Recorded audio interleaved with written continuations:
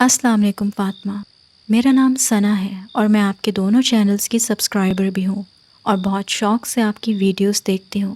آپ کے story channel کا سن کر مجھے بہت خوشی ہوئی اور میں نے سوچا کہ آپ سے اپنی امی کے ساتھ پیش آیا ایک واقعہ شیئر کروں جب وہ لاہور کے ایک ویمنز ہاسٹل میں اپنی پڑھائی مکمل کرنے کے لیے ٹھہری تھی۔ یہ واقعہ آپ انہی کی زبانی سنیے۔ یہ واقعہ 1997 کا ہے جب میں پڑھ رہی تھی اور تب میرے والد کا ٹرانسفر ایک دوسری سٹی میں ہو گیا تھا۔ کیونکہ میری پڑھائی چل رہی تھی اس لیے میں نے لاہور کے ایک ویمنز ہاسٹل میں اپنے لیے روم لے لیا۔ مجھے بڑی مشکل سے ایک روم ملا تھا کیونکہ اس وقت سارے رومز آکوپائڈ تھے اور میرے روم کا نمبر تھا 24۔ ہاسٹل کی بلڈنگ کافی پرانی تھی اور برٹش دور کی تھی، وہی ریڈ برکس، اور اندر کا سٹرکچر بھی پرانا ہی تھا۔ میرے ساتھ ہی ایک اور لڑکی بھی آئی تھی، اس کا نام نازیہ تھا اور ہم دونوں کو یہی روم ملا تھا۔ نازیہ کا تعلق فیصل آباد سے تھا۔ وہ اچھی ہنسمکھ لڑکی تھی اور ہماری پہلے دن ہی کافی دوستی ہو گئی تھی۔ مجھے یاد ہے اس نے پہلی دفعہ کمرے میں داخل ہوتے ہی کہا تھا کہ لگتا ہے ہمارے روم میں اے سی لگا ہوا ہے، اور واقعی میں باقی رومز کی نسبت ہمارا روم سب سے زیادہ ٹھنڈا رہتا تھا، اور یہ ٹھنڈک روم کی ایک کھڑکی کے پاس زیادہ فیل ہوتی تھی۔ یہ کھڑکی باہر لان کی طرف کھلتی تھی اور ہمارا روم سیکنڈ فلور پر تھا۔ اس وقت ہم اس بات پر ہنس دیے تھے، لیکن ہمیں نہیں پتا تھا کہ اس ٹھنڈک کی وجہ کچھ اور ہے۔ پہلی رات مجھے صحیح سے نیند نہیں آ رہی تھی۔ ہم نے روم کی لائٹس آف کر دی تھی اور اندر صرف نائٹ بلب کی مدھم روشنی تھی۔ میں سونے کی کوشش کر رہی تھی مگر نیند کبھی آتی تھی اور کبھی نہیں۔ یہ کافی لیٹ نائٹ کا وقت تھا جب مجھے لگا کہ کھڑکی کے شیشے پر جیسے کوئی ہاتھ مار رہا ہو، تھپ تھپانے جیسی آواز جو بہت ہلکی تھی مگر اس خاموشی میں کافی واضح سنائی دے رہی تھی۔ کھڑکی کے آگے کرٹنز تھے اور میں نے یہی سوچا کہ ہوا سے ایسا ساؤنڈ ہو رہا ہوگا، اور اس بات کو ذہن سے چھٹک کر سونے کی کوشش کرنے لگی۔ اگلی صبح جب میں نے کرٹنز کو ہٹایا تو میری نظر آٹومیٹکلی کھڑکی پر بھی گئی، اور میں نے دیکھا کہ اس کھڑکی کے شیشے پر کارنر کی طرف انگلیوں جیسے نشان تھے، 4 انگلیوں کے نشان، لیکن وہ انسانی نہیں لگ رہے تھے۔ یہ انگلیاں کافی لمبی اور کچھ ٹیڑھی میڑھی سی لگ رہی تھیں۔ میں نے یہی سوچا کہ یہ نشان پرانے ہوں گے اور کرٹنز کو دوبارہ بند کر دیا۔ کافی دن تک سب نارمل تھا، ویسے بھی پڑھائی میں مصروف ہونے کی وجہ سے شاید کسی اور بات کی طرف دھیان نہیں جاتا تھا۔ لیکن ایک دن جب ہم گرلز کامن روم میں بیٹھے تھے تو ہماری ایک سینئر لڑکی نے پوچھا کہ روم 24 کسے ملا ہے۔ میں نے ہاتھ اٹھایا تو اس نے میری طرف دیکھ کر کہا کہ تمہیں پتہ ہے وہاں پہلے ایک لڑکی رہتی تھی، شاید 1992 میں۔ اس کے ساتھ ایگزیکٹلی کیا ہوا یہ تو نہیں پتا، بس یہ سنا تھا کہ اس نے کسی کو کھڑکی کے باہر دیکھا تھا۔ یہ سن کر مجھے یکدم خوف سا محسوس ہوا، لیکن میں نے سوچا یہ مذاق کر رہی ہے اور مجھے ڈرانا چاہتی ہے۔ شاید جو بات میں نے اپنی روم میٹ نازیہ سے شیئر کی تھی اسی کو سن کر یہ کہانی بنا رہی ہے۔ میں نے اس پر اپنے خوف کا اظہار نہیں کیا اور ہنس کر ٹال دیا، لیکن اس رات جب میں اپنے روم میں واپس گئی تو میں تھوڑا ڈری ہوئی تھی۔ میری نظر بار بار کھڑکی کی طرف جا رہی تھی جس کے کرٹنز اس وقت کھلے ہوئے تھے۔ میں جلدی سے اٹھ کر کرٹنز بند کرنے کے لیے کھڑکی کی طرف گئی تو میری نظر کھڑکی سے باہر گئی اور مجھے ایک عورت کا چہرہ نظر آیا۔ وہ چہرہ کچھ عجیب سا جلا ہوا تھا اور آنکھوں کی پوری جگہ خالی تھی، بالکل کالی سیاہ، جیسے ان میں آنکھ ہی نہ ہو۔ اس کا سر تھوڑے عجیب سے انداز میں ایک طرف جھکا ہوا تھا اور اس کی انگلیاں بہت لمبی تھیں، اور اس نے اپنا ہاتھ کھڑکی کے شیشے پر رکھا ہوا تھا۔ پتہ نہیں کیوں میں نے چیخ نہیں ماری، بس 1 سیکنڈ دیکھا اور جلدی سے کرٹنز کو بند کر دیا۔ مجھے یہی لگا کہ شاید اس کہانی کا اثر ہے مجھ پر، اور ایسا کچھ نہیں تھا وہاں۔ بھلا 2nd فلور کی کھڑکی تک کوئی کیسے آ سکتا ہے؟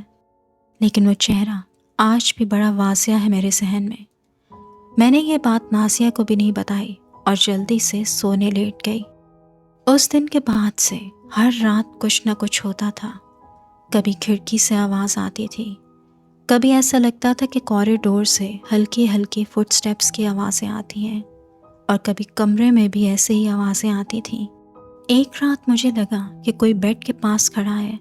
میں نے جلدی سے ٹارچ آن کر کے دیکھا تو کچھ بھی نہیں تھا، لیکن کرٹنز ہلکے سے ہلے جیسے کوئی ان کے پیچھے سے گزرا ہو۔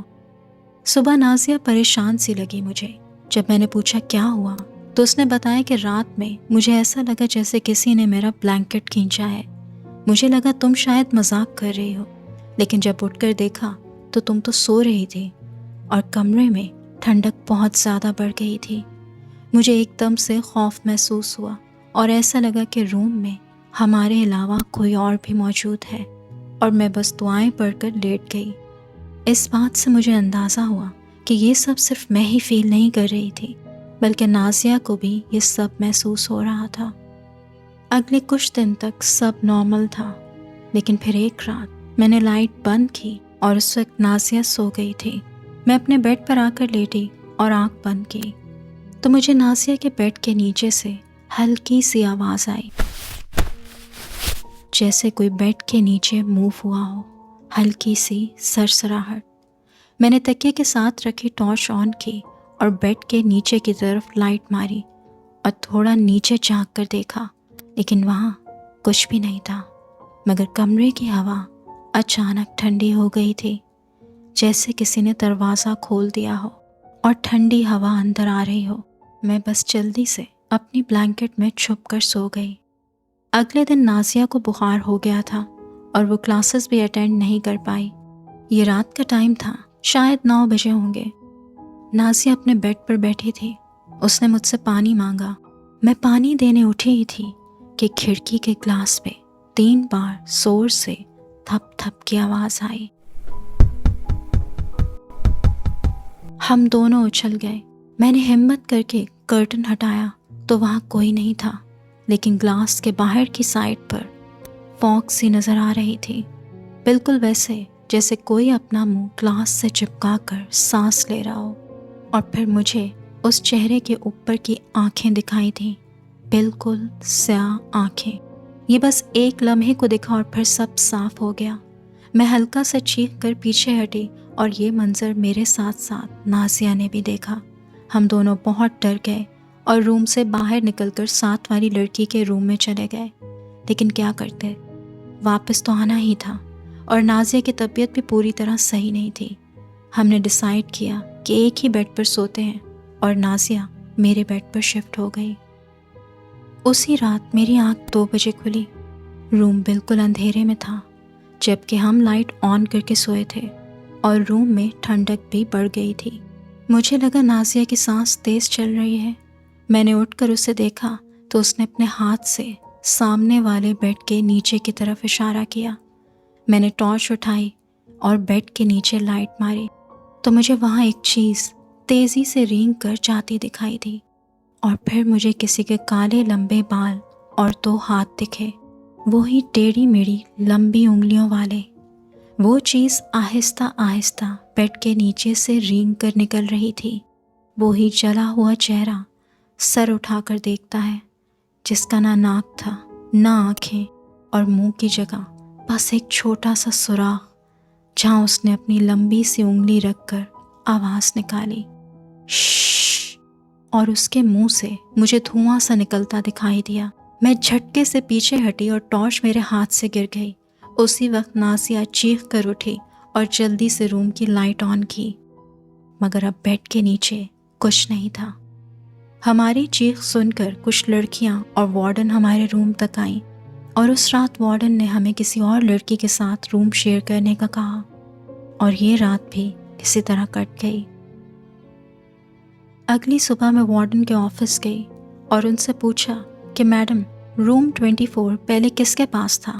تو انہوں نے تھوڑا ہچکچا کر جواب دیا کہ بیٹا ایک لڑکی تھی جو بیمار ہو گئی تھی، پھر اس کی فیملی اس کو اپنے ساتھ گھر واپس لے گئی تھی۔ مجھے لگا کہ وہ کچھ چھپا رہی ہیں، لیکن میں نے بحث کرنا مناسب نہیں سمجھا اور آفس سے باہر نکل آئی۔ لیکن جیسے ہی میں وہاں سے نکلی تو وہاں کام کرنے والی ایک بوڑھی آیا نے اشارے سے مجھے اپنے پاس بلایا اور بتایا کہ یہ کمرہ سالوں سے بند تھا۔ وارڈن نے لالچ میں آ کر یہ کمرہ آپ کو دے دیا، جتنی جلدی ہو سکے یہ کمرہ چھوڑ دو ورنہ آپ کا انجام بھی اس لڑکی جیسا نہ ہو جائے۔ میں نے اس سے پوچھا کہ کیا ہوا تھا اس لڑکی کے ساتھ، تو بوڑھی آیا نے بتایا کہ اسے یہاں کچھ دکھائی دیتا تھا۔ وہ بیچاری ہمیشہ ڈری ڈری رہتی تھی۔ کئی بار اس نے وارڈن سے شکایت بھی کی لیکن اس نے اس کو جھڑک دیا۔ پھر ایک رات اس کے چیخنے کی آواز آئی اور جب ہم کمرے میں پہنچے تو دیکھا کھڑکی کھلی ہوئی تھی اور وہ لڑکی نیچے لان میں گری ہوئی تھی۔ اس بیچاری کی تو وہی موت ہو گئی تھی۔ جانے کیا ہوا تھا اس کے ساتھ وہاں، اسی لیے جتنی جلدی ہو سکے اس کمرے سے نکل جاؤ۔ میں نے اس آیا سے اس بلڈنگ کے بارے میں بھی پوچھا تو اس نے کہا کہ اسے اس بارے میں زیادہ نہیں پتا۔ یہ ساری کہانی سن کر میں نے اسی وقت فیصلہ کر لیا کہ میں اب مزید یہاں نہیں رکوں گی۔ میں نے نازیہ سے بھی یہ بات شیئر کی اور ہم دونوں ہی نے اپنی فیملی سے رابطہ کر کے انہیں فوراً بلا لیا۔ میں ہاسٹل چھوڑ کر کچھ ٹائم کے لیے گھر آ گئی تھی اور بعد میں ایک ملنے والوں کے گھر روم رینٹ پر لے لیا تھا تاکہ اپنی پڑھائی کمپلیٹ کر سکوں۔ 1 سال بعد مجھے پتہ چلا کہ روم 24 پھر کسی نئی اسٹوڈنٹ کو ملا تھا اور 2 دن بعد اس نے بھی ہاسٹل چھوڑ دیا تھا۔ اس کا کہنا تھا کہ میں نے رات کو اپنے روم میں ایک عورت کو بیٹھے دیکھا جو دونوں ہاتھوں سے اپنا چہرہ چھپا کر رو رہی تھی۔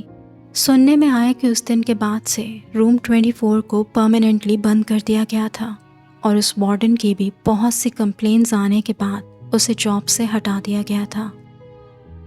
میں نے اس ہاسٹل کی ہسٹری کا پتہ لگانے کی کوشش بھی کی تھی اور مجھے اتنا پتہ چلا تھا کہ پہلے یہ بلڈنگ 1948 میں فارمر نرسز کوارٹرز ہوا کرتی تھی اور پھر 1952 میں یہاں ایک فائر انسیڈنٹ ہوا تھا جس میں ایک سٹاف نرس کی ڈیتھ ہو گئی تھی۔ مجھے یہی لگتا ہے کہ روم 24 کا تعلق اس فائر انسیڈنٹ اور اس نرس سے ضرور تھا، اور جو چہرہ ہم نے دیکھا تھا وہ شاید اسی نرس کا تھا جس کی اس فائر انسیڈنٹ میں ڈیتھ ہو گئی تھی۔ آج بھی جب میں کسی پرانی بلڈنگ کو دیکھتی ہوں تو مجھے وہ سیاہ آنکھیں اور جلا ہوا چہرہ یاد آ جاتا ہے جو صرف ایک لمحے کے لیے دکھا تھا لیکن میری پوری زندگی کے لیے میرے ساتھ رہ گیا۔ کچھ جگہ ایسے ہوتے ہیں جہاں وقت رک جاتا ہے اور کچھ بند کمرے اپنے اندر بہت سے راز چھپائے ہوتے ہیں۔ تھینک یو ویری مچ ثنا، اپنی مدر کی کہانی ہمارے ساتھ شیئر کرنے کے لیے۔ یہ واقعہ واقعی میں ہارفائنگ تھا اور مجھے لگتا ہے کہ ہمارے سننے والوں کو بھی یہ واقعہ ضرور پسند آیا ہوگا۔ آپ کو یہ واقعہ کیسا لگا؟